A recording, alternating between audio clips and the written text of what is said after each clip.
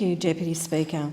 Since the media again highlighted the awful conditions under which Australian sheep are exported from this country, my office has been inundated with inquiries and concerns. Months after these horrific stories airs, constituents that I represent still regularly contact my office by email, letter and phone, expressing their horror of what they saw and subsequently what they've learnt about the live export trade. What seems clear to them and to me is that the current licence holders have not been able to transport sheep humanely, especially during the hot northern summer.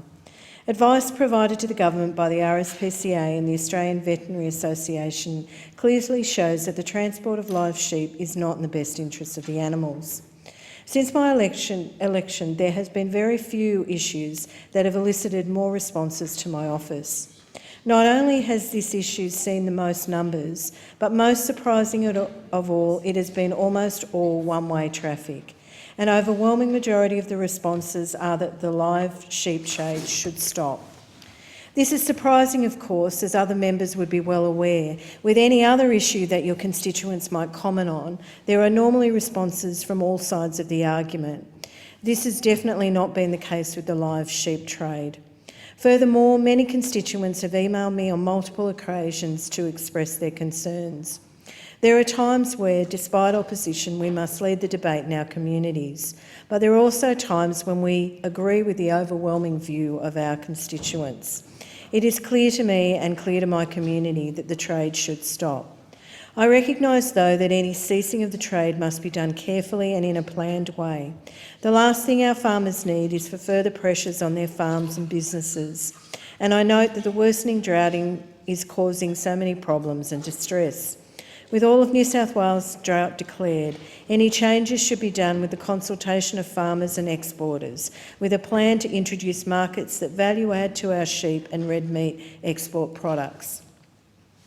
A shortened government has announced that it will, at the first opportunity, put an end to the northern summer live sheep trade and will phase out the balance of the trade in a period of no longer than 5 years.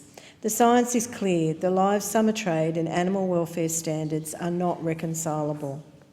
A 5-year transition period would allow the government to work with farmers, the unions and the industry on a plan to do more value adding here in Australia. More processing here is good for our farmers, good for animal welfare standards and good for the Australian economy, with jobs for Australian workers. Labor is also trying to achieve the phase-out plan quicker with its amendments to the government's penalties bills currently before the Parliament, and that is why it is important that this bill be brought forward for a vote. It is time that we provided certainty for our farmers, but more importantly for the humane dealing of livestock. I especially acknowledge the member for Farrer for moving this private member's bill, and I acknowledge all the speakers for the bill, and particularly those concerned members of my electorate who have taken the time to contact me.